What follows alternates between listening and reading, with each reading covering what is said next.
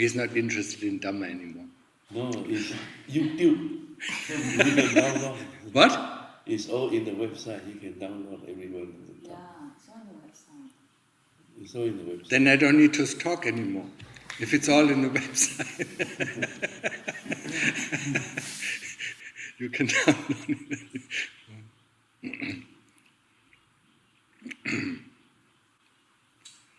it. Life is hard, huh? It's difficult, yeah? The first time you are to a forest monastery and practicing here, it is not easy.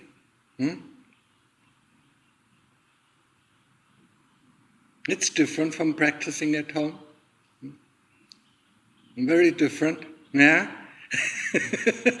Practicing at home, yeah, okay, now I practice, yeah, I want to practice. Yeah, you have to practice, yeah? Day in, day out. That's a different, yeah? Or there's a forest monastery, or it is the forest university, yeah?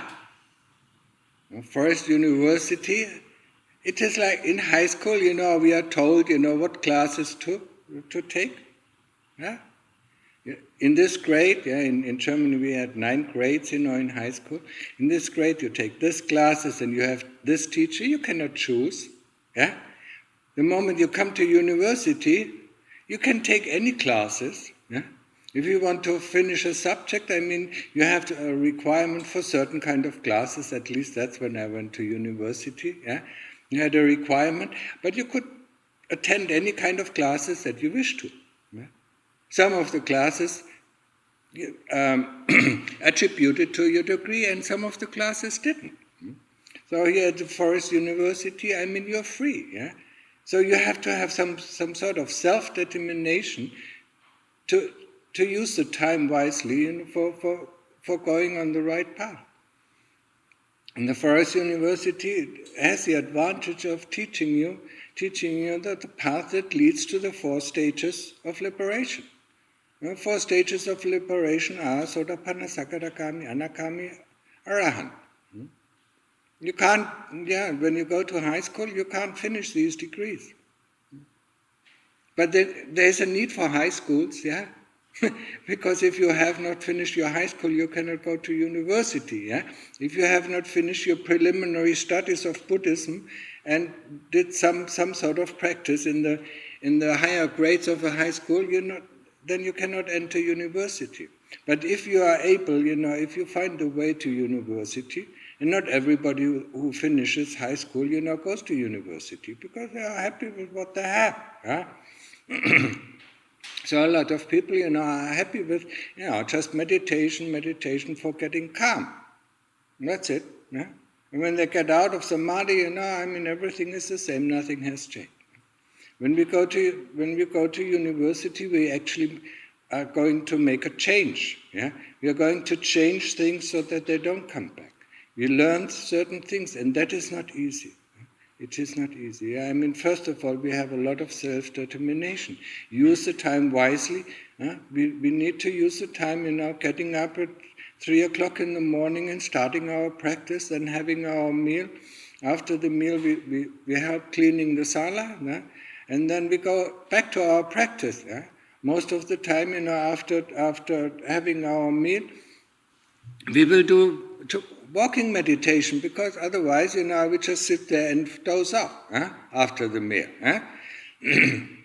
So we do walking meditation, and then later on sitting meditation until it is sleeping time. After sleeping time, we have time for having a hot drink or a cold drink, and then we take our shower, and then we go and practice again. Tough life, yeah? But this kind of tough life, it is the same. No matter if they are lay people, who practice or it is the monks who practice, or the mechis who practice. This is the kind of practice that we have here that leads to the 4 stages of enlightenment. That's why it's called the Forest University. I mean, I have it from my teacher, Lungta Mahaboa. He said this is the Forest University. Yeah? And the Forest University, leads to the 4 stages of enlightenment, if we go the path. But when you go to university, some days, you don't want to study, so you stay at home. Yeah. Other times, the subject is too difficult. Let's choose another subject that has nothing to do with our degree. Yeah. So, we can be easily distracted. Yeah? University is not like, 8 o'clock you have to appear here or appear there. Nobody takes your attendance at university. But in school, every teacher looks, is he here? No, he's not here. He failed. If he failed too many times, he cannot complete the course. Yeah? And so on. So at the Forest University or here at the Forest Monastery, it is, most of the time it is self-determination. How much effort do we put into our practice? We can practice, of course, at home.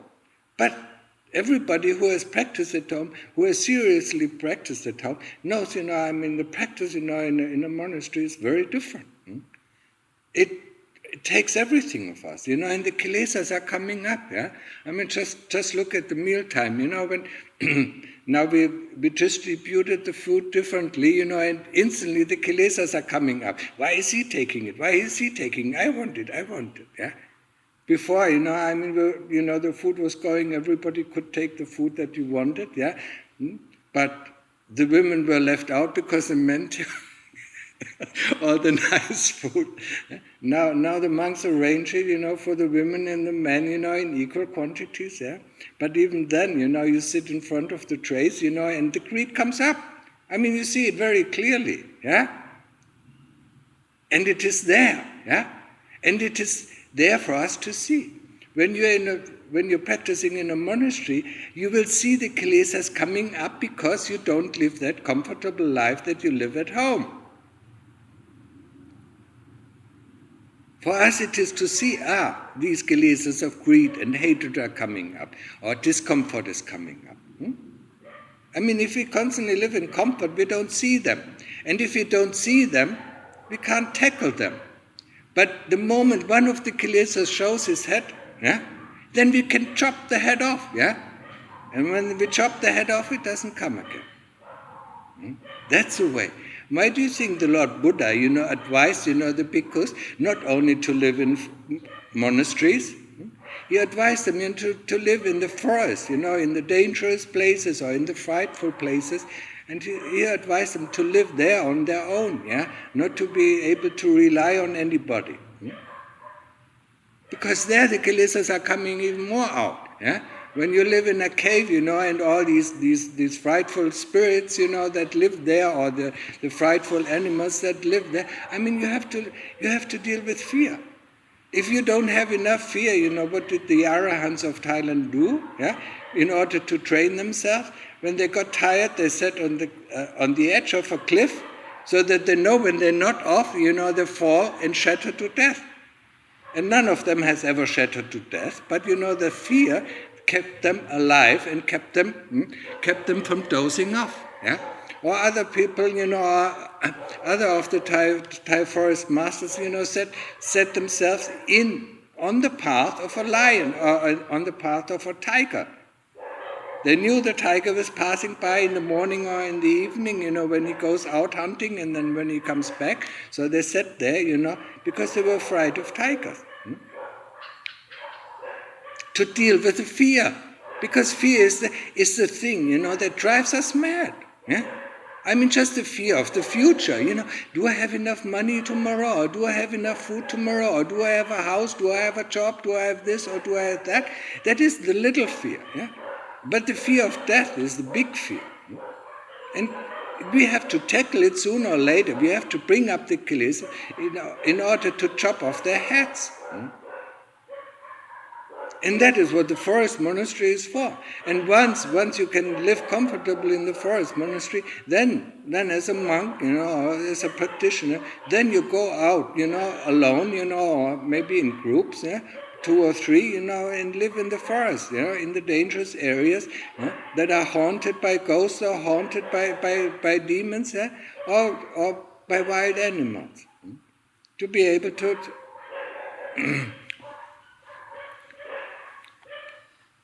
to deal with the fear that comes up. And the fear of death is the thing. The fear of pain and the fear of death. It is driving us mad. And it drives us always to look for a place of comfort. When we are afraid of somebody, we run to our house and hide behind the walls, isn't it? When we are afraid of this situation or afraid of that situation, when we are afraid that we don't have food tomorrow, then we go to the supermarket, and buy enormous amounts of food. That's what we normally do. We try to anticipate it, if this is going to happen, then we are going to do this. But a monk or practitioner doesn't do that. He goes and faces the fear. If he faces the fear, he can learn from it. If he is ready to it. Not everybody is ready. There's a certain level of understanding, there's a certain level of practice that you have to pass to be able to go. Otherwise you just get mad. I've seen people, who cannot cope with these situations, living in a cave. So they start to get mad because they think too much, and so on. No, they can't.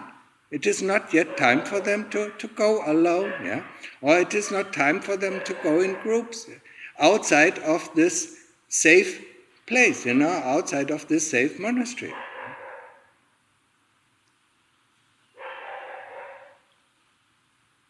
But just make sure that you understand one thing. Practice at home is so much easier. Because the kilesas don't come up. The kilesas that we need to see, and not only to see them once, to see them how they're constantly nagging, how they're constantly bothering us. That's what we need to see. In order, once we see them enough and they really get on our nerves, then at that time we are willing, actually to fight them. If they don't get on our nerves, if we have a way, to get around them, we will not fight them. Fighting kilesas, is a tough task. So if we have a way, I'm hungry, there's food, let's eat something. We are not going to fight the kilesas of hunger. We don't understand actually what hunger is. Or we don't understand what fear is because we really have not faced fear yet. And that is things, or we have not faced pain yet. Just look at how is your pain meditation, pain investigation of pain is going on. When do you give up? Now, so easily that we give up. Oh, it's so painful. Oh, it's so painful. Let's rest a little bit, or let's do this, or let's do that. Then if we constantly give in, we cannot chop their head off. We cannot understand, that this fear of pain or that this pain is going to drive us mad. But when we live in the world, we don't know it. Because if we are in pain, we run to see the doctor.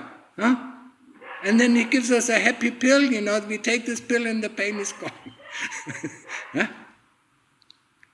It's the same with hunger, but fear is something different. Fear, we go away, we evade fear just the same way in our daily life. We hide behind our friends, we hide in our house when we are afraid, and so on.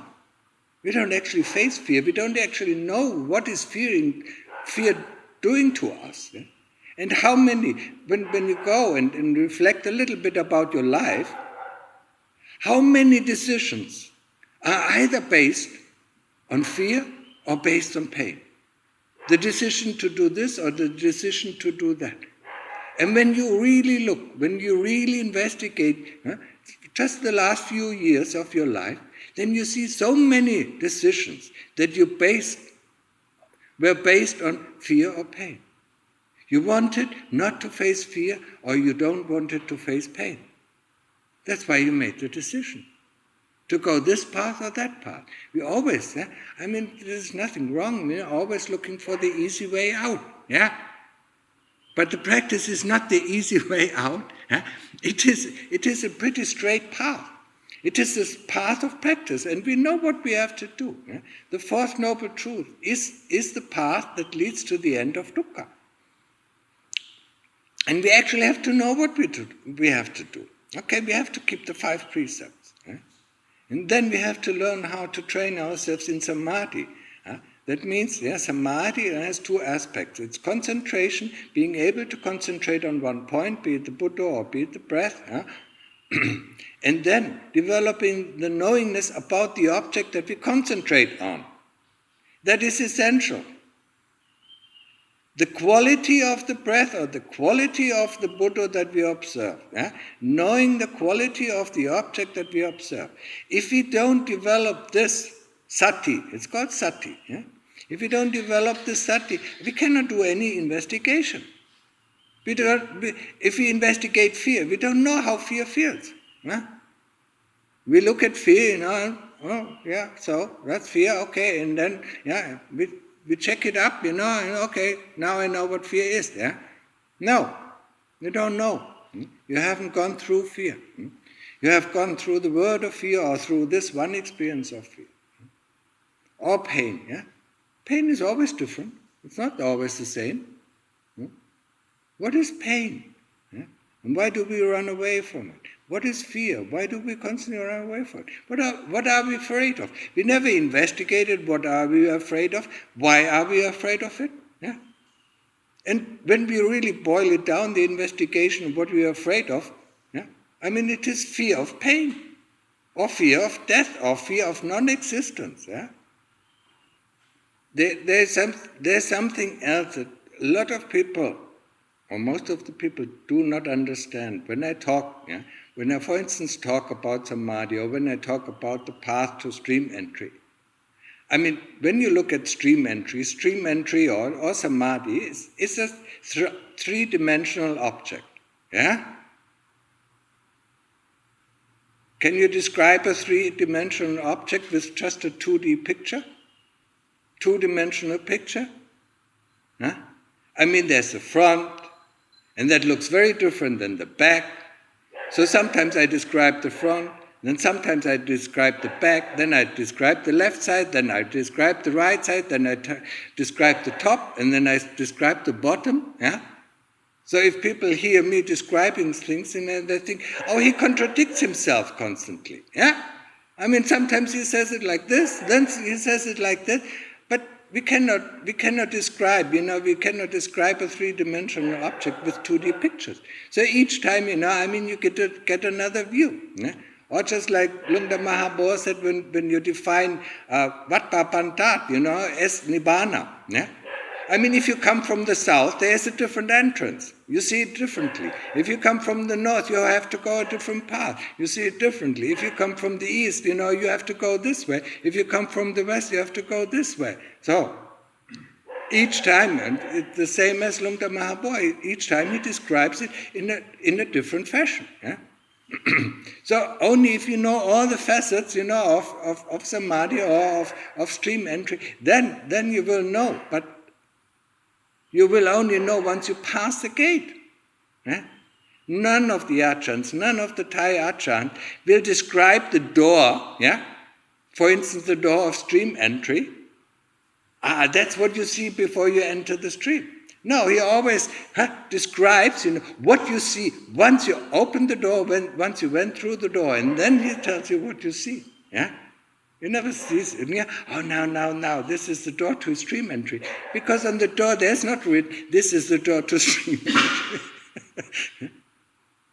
You won't see it, and everybody will see it in a different way. But, no matter what door you take, or no matter what entry you take, to Vatpapantat, the moment you enter Vatpapantat, you know, this is Vatpapantat. And the same for stream entry. Now you know this is stream entry. But you don't know that it is stream entry. Or you don't even know that it is Sakadagami or once returner, or that it is Anagami. You only know that something has happened. And something really important has happened that has changed your life. And has changed views. But you don't know, there is no name to it, there is no label on it. Yeah? The moment that somebody comes, and it happens to me a few times. Yeah? Am I now a stream entry? If you need to know if you're a stream entry, then you are not a stream entry. Yeah? You don't ask this kind of questions. Yeah? Even if you have entered the stream, you don't ask this question, have I entered the stream? If you don't know, you don't know. You are not. Yeah? But there are some teachers, who tell a student, yes, you have entered the stream. And then they come to me and say, oh, I have entered the stream. Oh, that's it. And then I'm just happy. That's fine. Yeah, happy for you. When you believe, that you have entered the stream, it has nothing to do with the real thing. Yeah. So any kind of affirmation that we are looking for from a teacher, have I achieved this, have I achieved that? And even if it is just samadhi, yeah? Oh, now I'm samadhi, yeah? Or have I been in samadhi? No, you know it. I mean, if you don't come, yeah? And if you listen very carefully to the talks that I give, yeah, when you come and enter samadhi, that is a certain way. It feels like a safe house, but the experience of every person, is different. The only thing that is common to everybody who has entered samadhi for a certain amount of time, not only for a second or 2 seconds, yeah? I mean, it has to be at least more than 15 or 20 minutes. When he comes out, he feels concentrated, yeah? And he feels replenished. His energy is replenished, recharged. It is like recharging your batteries. So when you come out of samadhi, or out of your meditation, and you feel like you have been in a state, and it is a knowing, it's a state, you have never experienced before. Even if you go in time after time after time, you will know, this is a state, I've been in a different state of mind. Not just in my dreams or in my imagination. When I come out, I feel really concentrated, and the longer I am, the more I feel concentrated. And, I feel completely awake. I don't need to sleep. When you come out of samadhi and you feel tired, that wasn't samadhi. Even if you feel happy. That's why when I describe, samadhi people, they see it, they slowly come to samadhi, open the door, and there's a nice, fresh air, cool air coming out. That is so nice. And then they close the door in front of them, And then they do it for 1 hour, they open the door, feel the nice and freshness, and they close the door in front of them. Yeah? And then when they come out, said, it was such a nice thing, yeah? But they feel so tired. Yeah? Of course they feel tired, opening and closing the door all the time. How can you not feel tired? Huh? That is not samadhi. Samadhi is entering the state of samadhi where you are relieved of the kilesas for that moment, for that time. They don't bother you, they don't tell you what is going on in samadhi, because there is nobody there for that time being who tells you what you experience or what you don't experience, or is it good or not good. The moment you come out, it is good, yeah, because then the kilesas already have the power over you. Say, that was so great, yeah. I want to go back, yeah. That is just upachara samadhi, yeah. And the same thing is for sotapanna, yeah. What do you need for sotapanna? Yeah? I explain it. Yeah, I explain it in different ways. Yeah? You need to cut the first 3 fetters. The fetter of doubt. Yeah, the fetter of doubt that there's heaven and hell. Yeah? That there are beings in heaven and hell. Yeah, people sometimes believe, there's heaven and hell, but there are no beings in heaven and hell. It's full of beings. Yeah, the hell is stacked. Full of. Yeah? And there are 25 different realms of heaven, and there are 25 different, different lumps of, hell, yeah, or different places of hell. Yeah? And then there's human realm, there's the animal realm, but all what we can see, we only believe what we can see. Yeah? Well, we believe, we are the cream, we are the cream of creation. No, we are not the cream of creation. Yeah? We are robots. If you remember what I'm talking about. We are conditioned. We are absolutely conditioned. Yeah? If I see this person, I react like that. If I see that person, I react like that. If I see my boss, I behave like this. If I see my mother, I behave like this. I'm always a little child, who cannot come out of its conditioning. Yeah? We are not human beings, yeah? Because a human being, is a reflective person. And we lost the reflectiveness through the process of our education, through the process of, being forced to know, this, no, that, no, yeah? We don't even have time to question what we know. Huh? Nowadays at university, the same thing. They teach you to know this, know that, know that, know that. They don't teach you how to get to this knowledge by yourself. Huh? Nowadays they say, just Google it, but that is also... it's ridiculous, yeah? What is this knowledge is changing every 2 or 3 years, yeah? Then in 2 or 3 years you have to load up another package of knowledge, and then another package of knowledge. And okay, this is outdated, at that time we didn't know, now we know by now for 100%, yeah? Just go to a doctor, they told us 20 years ago, high cholesterol is, will damage you. Now they say, sorry, we were wrong. And they gave you so many pills, to cut down on your cholesterol, and they made a lot of money on it, yeah? But now they say, this is so dangerous, you have to take these kind of pill, to fight it. And in 5 or 10 years they come, sorry, we didn't know, yeah, we didn't really understand what was going on, yeah? Each time they have new knowledge, yeah? But they don't have wisdom. Yeah? Wisdom is developed in the heart. Wisdom is the understanding of what is going on. And each individual has a different composition. Yeah? So an individual who will go into his heart, yeah, and will understand his own conditioning or his own composition, will be the best doctor. Because he knows, okay, this is helpful, this is not helpful. This is healthy, wholesome, and this is not wholesome. Yeah? But for the masses of people, of course, doctors do have their, they have their validity, yeah? For people who are not spiritual. But the more spiritual you become, the less it makes sense, So where was I? I was at, so you the first fetter, the fetter of doubt, doubt that there are, beings, and especially doubt that there is karma. Karma is the law, cause and effect, yeah? If I do something, it will have an effect, yeah? It can have a short-term effect, it will have a short-term effect, and it will have a long-term effect, yeah? Whatever I say to a person will come back to me, sooner or later, yeah? Most of the time it will only come back in my next life. Yeah? What I do now will come back in my next life, yeah? Be it the action, yeah?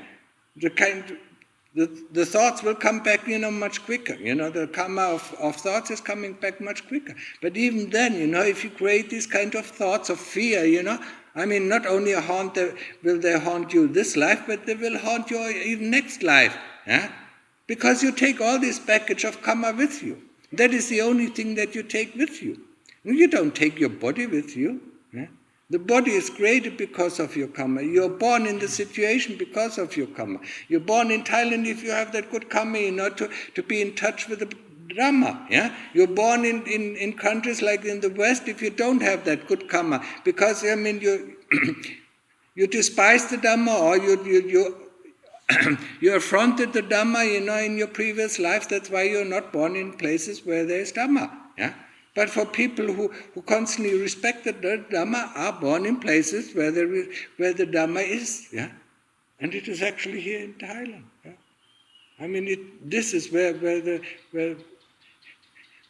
the cradle of Dhamma is at the moment. Yeah, it can change. Yeah, it can change to another country. Yeah, it has changed from India. Yeah, And it has come, it has come to China, and it even has come to, Korea and Japan, and it has come to Thailand. And then it stayed in Thailand, and it developed in Thailand. And in the last 100 years, there were more than 100 arahants. That means, the Dhamma that is taught here in Thailand by the forest masters, is the true Dhamma. So you're here at the true Dhamma. You're listening to the true Dhamma. There's a lot of false Dhamma teachers around, Teachers who believe, oh yes, this could be like this, that could be like that. Lungta Mahapo always laughed about this. I tell straight on, this is the path, and this is not the path. Acha, maybe if you go this way, then this will happen. Maybe if you go that way, or maybe this won't happen. No, that is not the language of a forest teacher. That is not the language of a master. A master says, go this straight, this is the way, this is not the way, and this is not the way. But this is the way. He doesn't tell you, maybe like this, maybe this is Sotapanna, maybe it's not Sotapanna, Maybe this is Arahant or not Arahant, He doesn't teach like that. Because he teaches from experience, just like the Lord Buddha taught from experience. Because at the time of the Lord Buddha, there were no books. The monks at the time of the Lord Buddha didn't read the scriptures. They heard the desanas, they heard the talks, they heard the teaching of the Lord Buddha and practiced according to the teaching what they heard and what they understood. If they didn't understand the teaching, because it was quite difficult to understand it, the pure teaching of the Lord Buddha, so they went to see, Sariputta. And then Sariputta explained it a very long way. Oh, that's what the Lord Buddha means. And so it also is here. For some people, teach it very shortly, this, Just like Lungta Mahapo, he was not really he didn't explain it very well, but he gave, the signs that you will see on the path. So that is the first fetter. The second fetter is not keeping the precept. How is it translated in the West, the second fetter? Not fiddling with rules and rituals. I don't even know where this translation is coming from. It has nothing to do. It is called sila. And when you know the Thai word seen, sila, keeping the sila, keeping the precept, sila pata paramasa, fiddling with the precept, keeping them, not keeping them, keeping them, not keeping them. How often do we break the silas, because it is not comfortable for us, Or sometimes, unintentional, or that is a white lie, I can do it, It's breaking the silas. So the second fetter is breaking the silas and then keeping them again and breaking them and keeping them again. That is the true meaning of the second fetter. Has nothing to do with rites and rituals. But the Western mind believes I shouldn't do any rites. I shouldn't do any rituals. That is against the second precept. Nothing to do with it. Keep the 5 precepts. And then you stay within the second fetter. And the third fetter is very clearly. Lungta Mahapo describes it so beautifully. In the book A Life of Inequality, the 10th chapter. He describes all the 10 fetters. Nobody can describe it like that.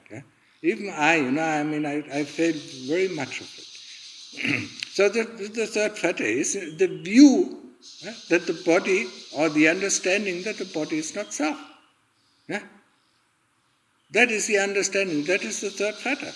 And he explains it. Some people believe, that is the complete getting rid of the body, is the third fetter. It has nothing to do with it. Why do we do the investigation of loathsomeness after that? To understand, that the body is actually not that beautiful, not that admirable that we want it. But first we have to understand.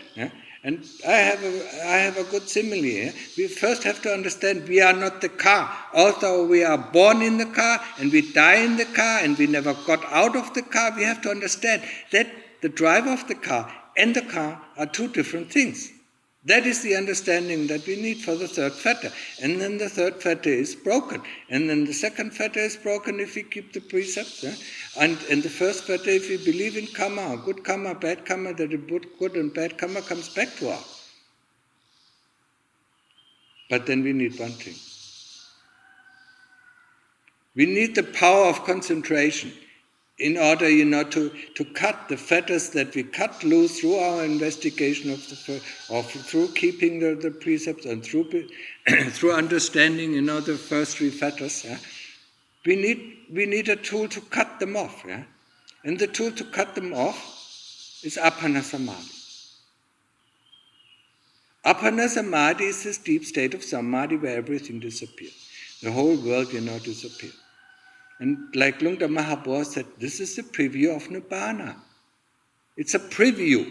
Yeah? The moment you get out of Appana, yeah? I mean, the first thought, I can guarantee you the first thought, how do I get back?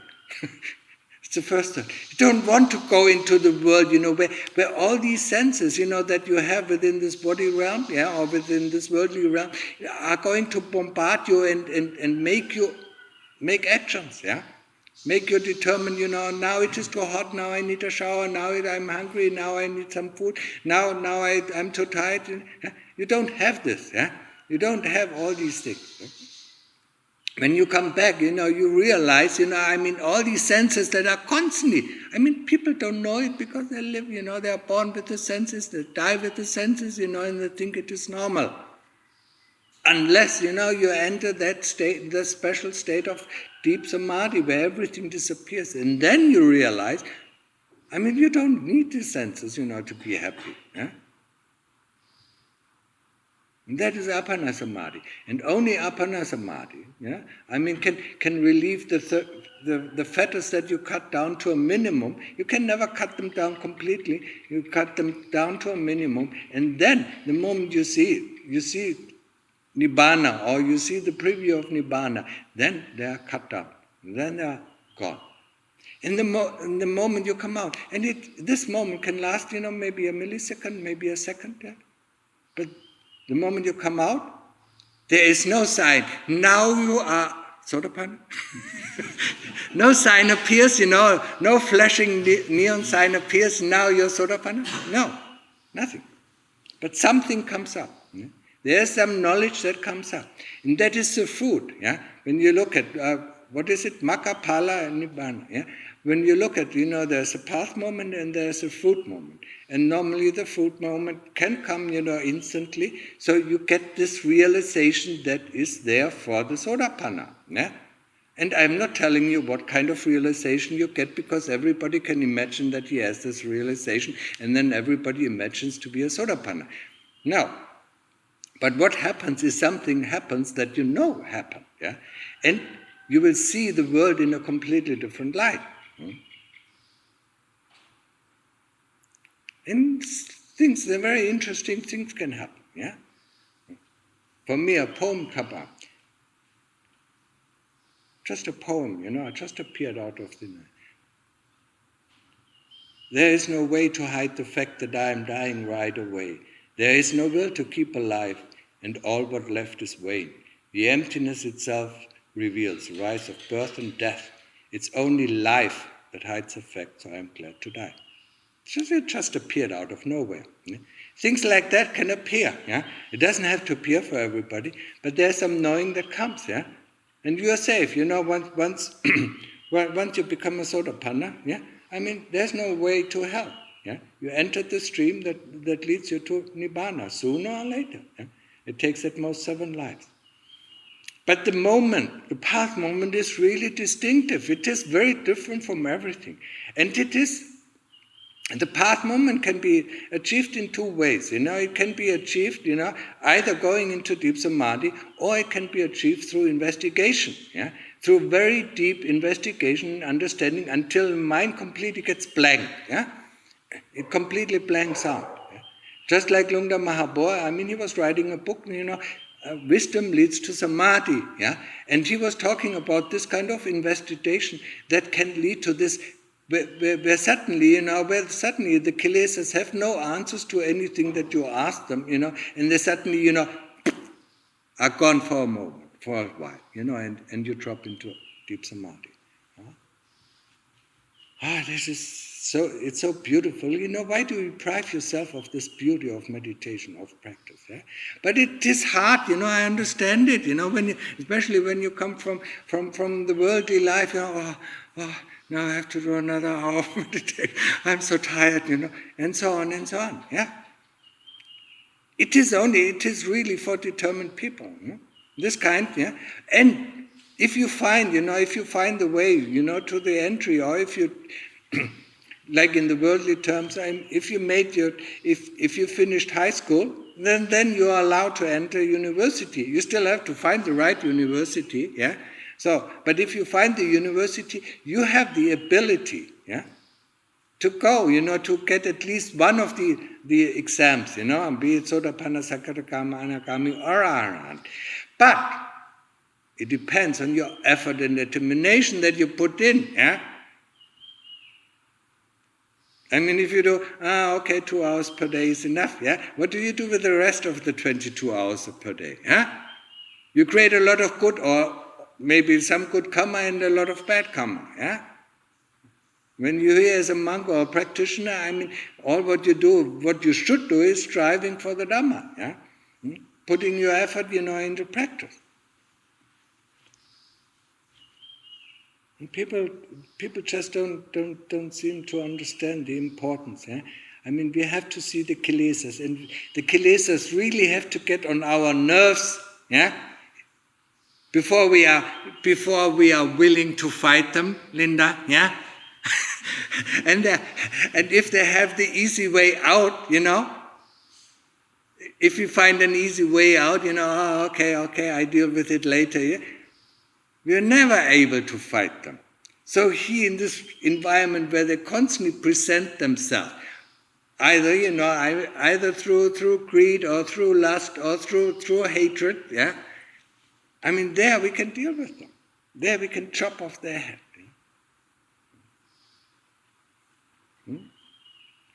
And then, the first three fetters, for the second, for the other, for greed and hatred, we need to understand the loathsomeness of this body. To see it is actually, wherever we go, we have to carry with us, this flesh, yeah? And the bones, all these heavy things, yeah? We have to carry it, heave it in a car, drive the car, and then heave it out of the car, and then feed it even more that it gets more heavy, and so on, and so on. Yeah? Or, heave it in an airplane and then we can fly, yeah? It's a mess, when we open up the body, it is a mess. Huh? You don't want to see that. And the first time you open up a body in reality, ask any doctor, who had the first corpse here opened up, they either fall unconscious or they throw up. What's so different, all what we're looking is at the form, yeah? When we open up the form, we suddenly need to throw up. Why? Because of all the things, yeah? Some people can't see blood when it comes out of the body. They faint already. Now open up, take away the skin and look in the mirror. Do you like the look of it? Yeah? Just the skin, thin as a tissue, and everything underneath is loathsome. And it's not that the understanding happens in the West is that we have to make the body loathsome. Wrong understanding. We have the feeling when we open, we have the feeling already, yeah.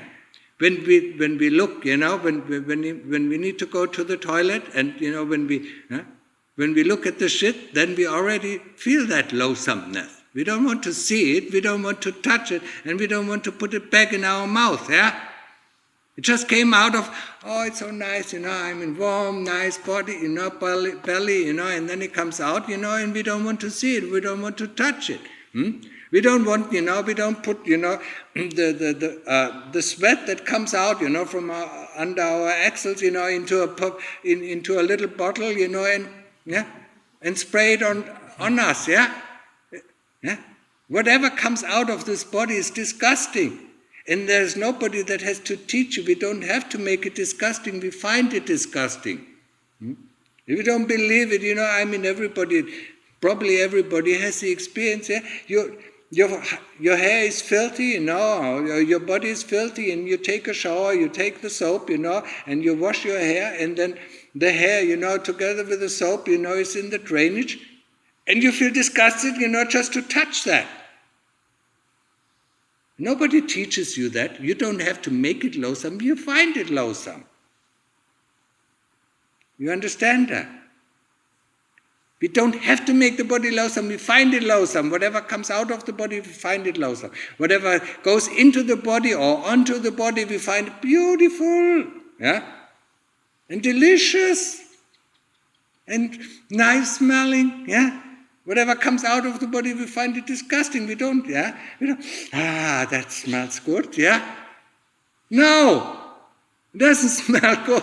We are disgusted, so we spray it, deodorant or something like that, yeah? Don't let other people, smell this, yeah? Because they are disgusted as well. Especially when you go to the United States, they didn't like, when we from Europe came, and smelled, oh, look at that, it smells bad. They all used deodorants, at that time, when I came to the States, what was it, 1980, yeah? 40 years ago, nearly 40 years ago, they didn't like it, yeah?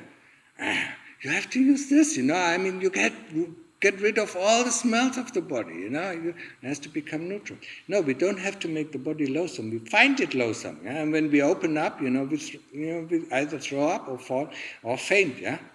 You can't see the inside of the body, just look, take the mess, you take off the skin, and then, cut out the things, and or, take out the heart, and feel it in your hands, you find it nice, huh?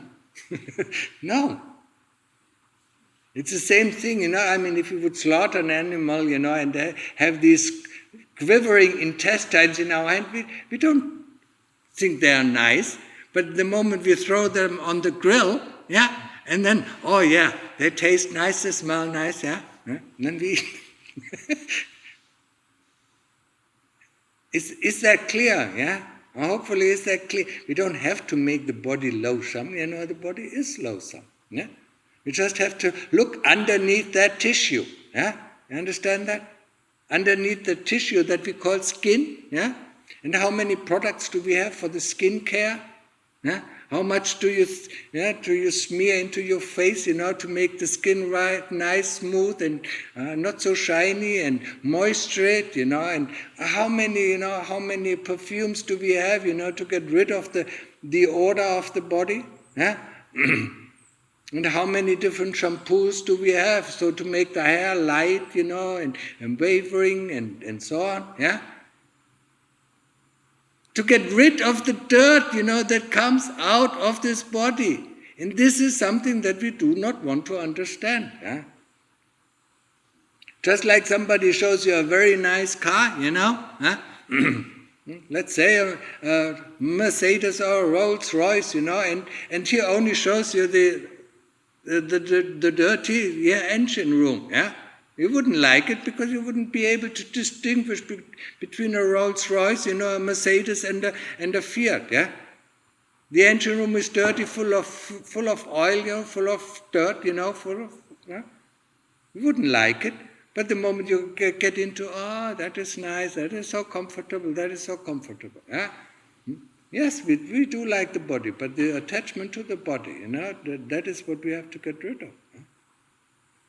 It's a nice tool, and then see it as a tool. It's not you, it's not me, it's not mine, it's not myself. Yeah? Because when we die, we have to leave this tool. Yeah?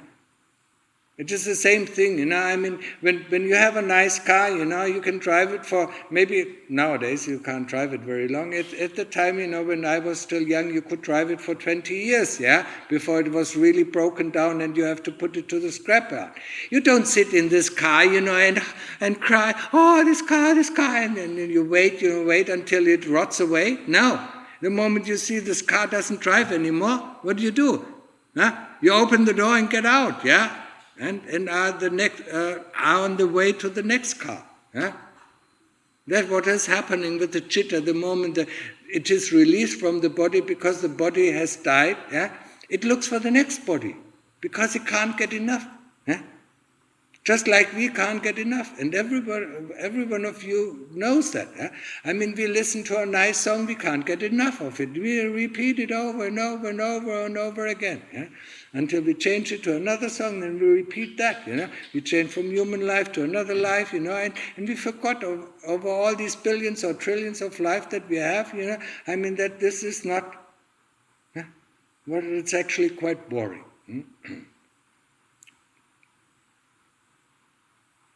Okay, so you understand that. Enough. I'm tired now.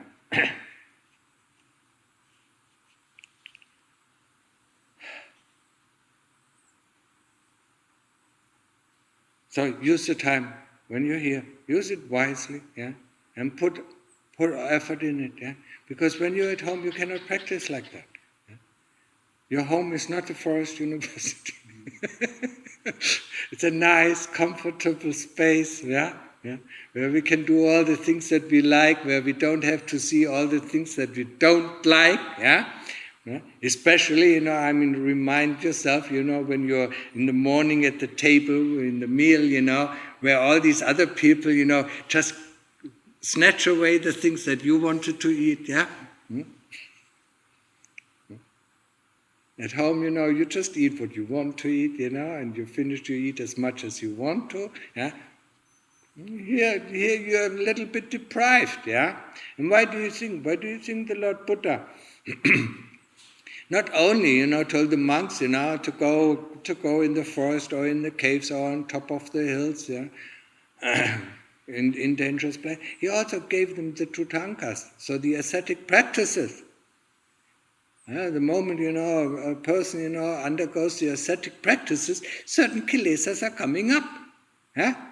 So he taught the way for us to see the kilesas so that we get tired of them and chop them off, yeah? Or get rid of them forever. Okay? What is Joanne?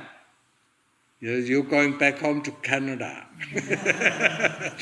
If you set up Qigong at home, yeah?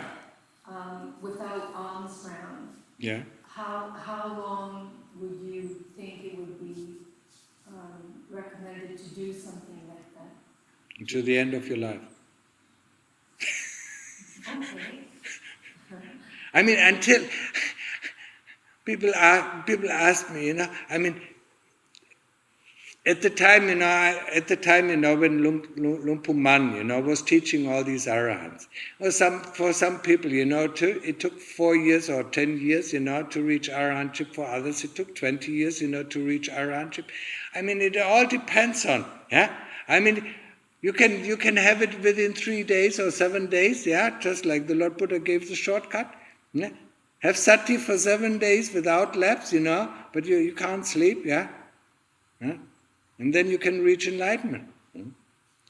And now, I mean, look at our day, one day, how much sati do we have? 2%, 3% of the day? Where we really are very clear what we are doing, why we are doing, and what the result of our doing is. That's what actually makes us a human being and not a robot. We know before we are doing something, why we are doing it, and what the results we expect of it, and then afterwards we check, the results. Did it really, did it give the results that we expected? Yeah, we go ahead and do it, but we check it if our words, that we want to utter are within the 5 precepts. How many of you do this? Yeah, it's so difficult. Huh? I have to think before I do something. Huh? No, we just go ahead and do it. Yeah, okay. Yes, my Lord. Yeah, you said it is good. Just go. Yeah. That is what makes a Homo sapient. Yeah, to know what we are doing, why we are doing, and what the results of our doing is. That makes us a human being. Yeah. Otherwise, we just call ourselves biological robots. Yeah. According to our conditioning. We act according to our conditioning, and everybody can see it if he looks a little bit closer. Okay, now enough. I mean, you can set up tudong at home, but there are certain times, where you have questions, yeah, where you get stuck, yeah. I mean, I personally did, investigate the moment I came, because nobody was teaching body investigation in the West, so I had to come here to Thailand, yeah, to come to see Lungta Mahaboa to learn about body investigation. Body investigation? What is that? Yeah? And then I learned it, and then I did it for 7 years, for 7 years, or something like that, yeah? Day in, day out, yeah? Until one time, I got to an end and said, what happened now? Yeah, I can't do it anymore. Yeah? So I went to see Lungta Mahaboa, and then I explained to him the situation. And then that is the first time he really smiled at me. He said, "No, you can't do that. You can't go on like that. You have to do something else." And then he told me what to do. Then he smiled at me and said, "Do you have another question?" I was so happy to get that, to get the answer that I didn't ask another question. And the next time I came to see him, "So, did you do it, what I told you?" And then I completely forgot.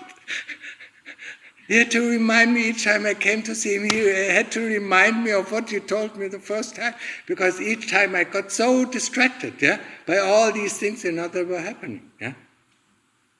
And that will happen to everyone, Yeah?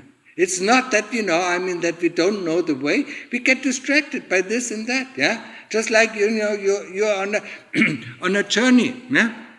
And there are some nice restaurants, oh, that is nice. Oh, it has a swimming pool. It is hot, So you stay there for a few days, and then you forgot, to continue your journey because you like it so much.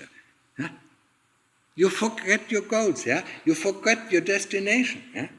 That is what is happening. So, without a teacher, there's only a handful of people in the whole world, that can live without a teacher, yeah.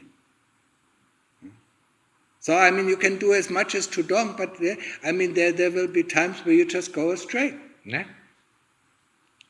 And if you don't have anybody, who observes you a little bit, yeah, who sees that you go astray, yeah, then you don't know that you go astray. Yeah? So if I didn't have Lungta, who was constantly on my toes, does it hurt? Yes. So you see, you have problems, yeah? Why don't you take care of them? Yeah? That's actually what you wanted to say with them. Yeah? So if you don't have like that, it is so easy, to go completely astray, so that we completely lose our, and then after 20 years we notice, we just walked in circles, yeah? Is that clear, Joanne? Huh? Yeah? It's not, I don't say that it is, that this is going to happen to you, but this is the danger. And I saw the danger with myself. If I didn't have Lungta Mahaboa, I would have still stuck, completely deluded, that I'm this or that, Huh? And he was stern. He was really stern. Wow. He never smiled at his monks. He laughed, he laughed with the lay people he was not responsible for the lay people who came. He laughed, he made jokes, but when it comes to his monks, he only looked very stern, never gave a smile. Okay, so, enough for today. What? Ella, okay, perhaps I give you a background, Ella, which is, actually I don't know her. You don't know her? Why do you speak for her? Yes, and long time ago, all these years in Wapabanda, I never ask questions for others, which I don't intend to do so in the future too. So this is the first time and the last time. Yeah, okay, come on, I want to go. Okay, she used to go to Malaysia for practice. Yeah. Malaysia once before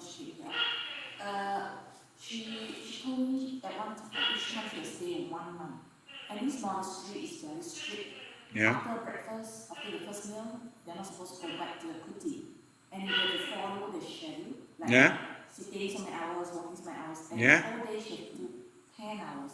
Yeah. And she went back for about 4 or 5 times, but Yeah. each time, over the years, each time she do 1 month. Yeah. Okay, so all the while she went blank, that means she don't know anything, but didn't read anything or anything. So yesterday, she read your book, The Forest Leaf, Yeah. the day before. Yeah. And after that, I think I experienced samadhi. Yeah. So I thought, well, maybe you would like to talk to Lord Paul about it. I mean, I explained it now, right now, the experience of Upachara Samadhi is different for every person. When you come out of Upachara Samadhi, there are 2 factors that you can be sure of. They must be present. And this one factor is that you're really awake. And the other factor is that you're concentrated. And then you can put this concentration on an object of investigation. Anything else, I cannot tell a person who was in Samadhi, but actually I know, when I see the face, if a person was in Samadhi or not, yeah? It shines through, yeah? So, I mean, and it doesn't help her, to know that, 5 years ago she was in Samadhi. Because now she's not in Samadhi. What is the purpose, yeah? I mean, Lungta Mahaboy, if you told him about, experience you had a year ago, yeah? He was not interested. I don't want to listen to this crap. That is a year ago, I want to know what is going on right now. Yeah? So do the work, Ella, do the work that you did, to get into the state, and then come and ask me. Yeah? Because then I can tell you, something a little bit more. Yeah? I mean, I don't want to hear about your past experience. Yeah, I entered, I am an anagami, yeah? 5 years ago. Yeah? Good for you, happy. Yeah? Believe it. Yeah? If you believe it or not, yeah? Yeah? I need a clarification about Upachara Samadhi. Is it that it develops slowly? Yes.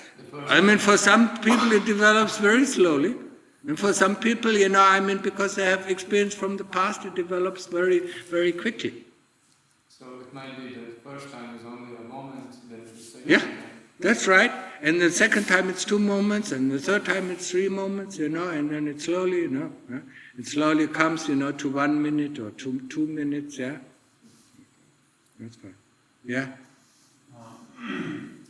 In your forest rituals, you talk about using breath meditation, focusing at the tip of the nose. Yeah. And what I wanted to ask is if there are some teachers who talk about spreading breath energy throughout the body to feel comfortable and then working from there. And I wanted to ask if you think that that's an appropriate way of doing the breath meditation to get to samadhi, or if it should only be 1 point and only 1 point. I mean, if you want to get to one-pointedness, of course it should be only 1 point. If you need to relax your body before, do it. Yeah? I mean, you can do any kind of sorts of things. You can do the, point-for-point method, to relax the whole body before you start your meditation. But when you start your samadhi training, then stay with 1 point. Yeah, I know some teachers, teach, following the abdomen or following the breath in and out. One-pointedness is one-pointedness. If subject and object merges into 1 point, that is, there's nothing we can say about it, yeah? In order to reach to this one-pointedness, we have to stick to 1 point, and that is so difficult for us. Yeah? We don't like it, that's why we find all sorts of things. And when you listen to some of the teachers, they find all sorts of things, how to avoid it, to come back to this 1 point. Okay? Yeah, it's like this, yeah? And you hear so many, of course, you get a certain amount of concentration and a certain amount of comfort, if you stay, yeah? But what is going to happen is, even if you stay at 1 point, this 1 point, the breath body, just like the Lord Buddha describes it, you will feel the whole breath body, yeah? But you still stick to the 1 point.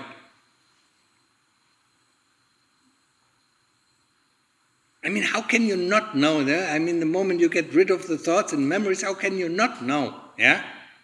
But this is so much, it is like, when they play, some music, some loud music, you can't hear any of your thoughts, or your neighbor, is turning on his stereo and you can't hear anything. Yeah?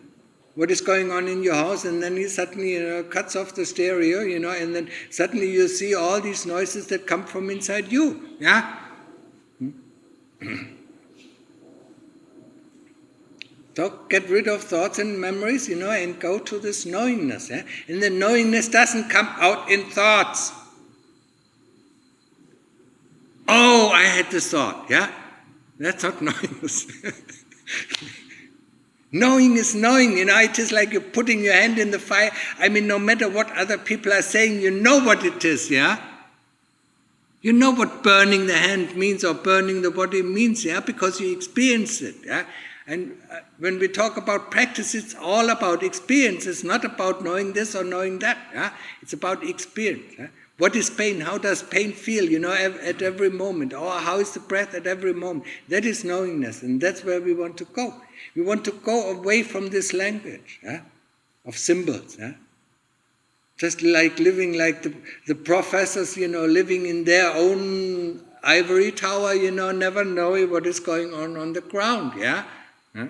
So we live in our world of symbols, manipulate all these symbols, have all different words for different things. Yeah? But we don't really know what is going on here, in our heart or in the body. So when people come, and start meditation, I mean, years and years and years, they complain about the body. Then I only say, welcome to the world of the body, because that is the first thing that we experience, that we have a body. Huh? All our life we're just using this body to do things, that we want to do. And now you come and realize, oh, I have a body, it's heavy, it's hungry, it's tired, it's this and it's that. Yeah? Understood? Now I go, yeah? No.